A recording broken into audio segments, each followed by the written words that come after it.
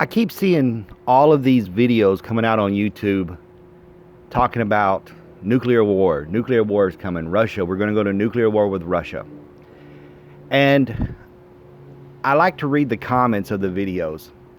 But I have to say, the comments are the most ridiculous things that I've ever read in my entire life.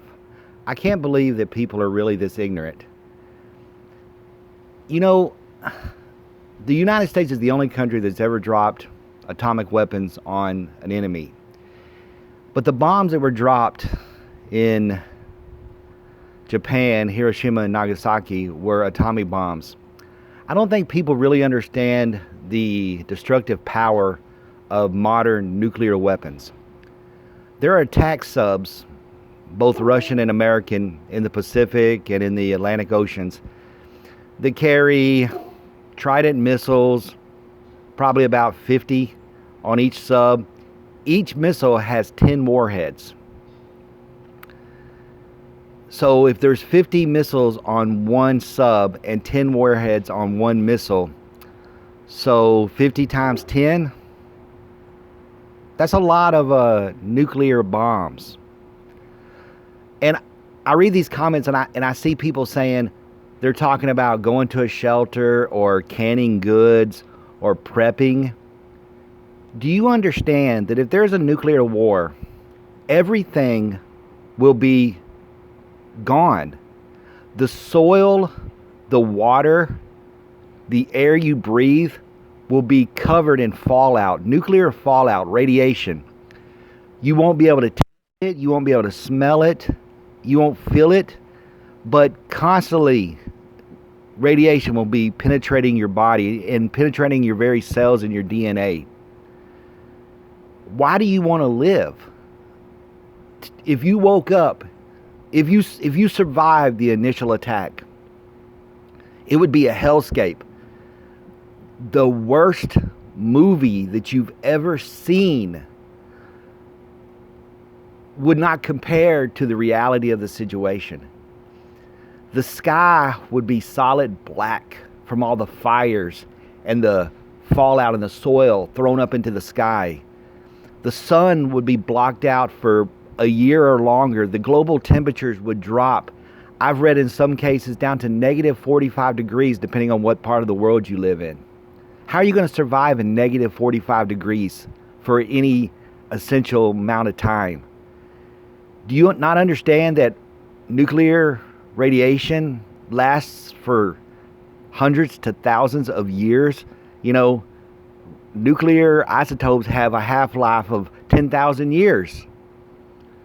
And then you got to think about the 400 plus nuclear power plants on the face of the earth that in the event of a nuclear war, there's not going to be anybody there to maintain them, so they're just going to start melting down. So not only do you have nuclear fallout from the bombs, but now you have over 400 nuclear power plants across the face of the world that are going to start melting down. You thought Fukushima was bad? You thought 3 Mile Island was bad? You thought Chernobyl was bad? And you're going to survive this? I think as human beings, we're so arrogant. We feel like we're the most powerful thing, and we are the most powerful thing on the earth. We're the only creature that came out of the earth that can destroy the entire planet. And we're arrogant to think that we can survive it.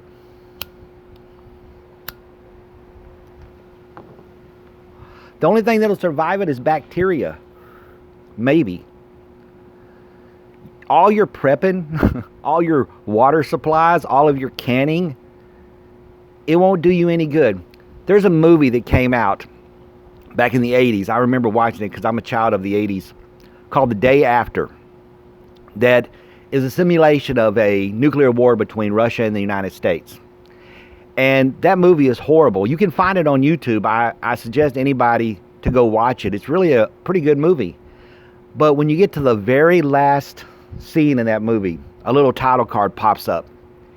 And it says that this is a dramatic interpretation of what would happen in a nuclear war.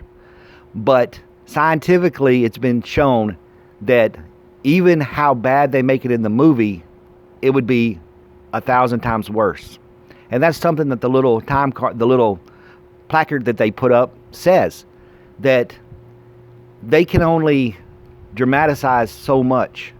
You know, they can't burn down entire cities. They can't fill the sky back then, especially in the 80s. They didn't have CGI with blackness, because that's what would happen, and the entire earth would be on fire. You think smoke from California's fires was bad now? Wait till the entire eastern half of the United States was burning, and you're going to walk out in that smoke and breathe it. And not only are you going to breathe that smoke, but you're going to be breathing nuclear fallout. If you believe that there's going to be a nuclear war, pray that you're lucky enough to die in the first attack, so that you don't survive and your family doesn't survive, so you can watch them starve to death slowly. I think if you did survive, if you did survive and your family did survive, that within a week or two, they would be begging you to put a bullet in their head, because they would be starving, and they would be having radiation sickness, and they would be bleeding out of their eyes and their nose and their mouth. Watch the documentary watch the dramatic series on HBO about Chernobyl, and see what happened to those people who went into Chernobyl and were exposed to the radiation. It's horrible. And it's arrogant. You know, here in America, we're so protective, and we think that, oh, well, we're Americans, we'll survive. And people are talking about, just go down and buy some iodine, man. Just buy some iodine, you'll be fine. Oh my God. We live in such an ignorant society, and I blame the education system, because in America, we're really protected, and we feel like everything's going to be okay. Everything's going to be okay, man. Everything's going to be fine. What's a little nuclear fallout, dude? Just take some iodine tablets and, you know, put some canned goods up in your cabinet, and everything will be good. Get a generator, you know, get some water. Jesus, man. Americans, you're not special. We think we're special, but you're no more special than the people dying in Ukraine. You're no more special than the people suffering under North Korean dictatorship. You're no more special than people in Africa starving to death. If there's a nuclear war, you're all dead. I'm dead. Everything you know is dead. The world is dead. You know, your comments are ridiculous. The best thing to do in the event of a nuclear war is kiss your ass goodbye, because the living will envy the dead in a nuclear war. There will be no winners. That's why it's called mutually assured destruction, because it will be mutually assured destruction. I've read reports that the Pentagon put out that said within 2 years, 5 billion people would be dead in the event of a nuclear war, a full nuclear war between Russia and China.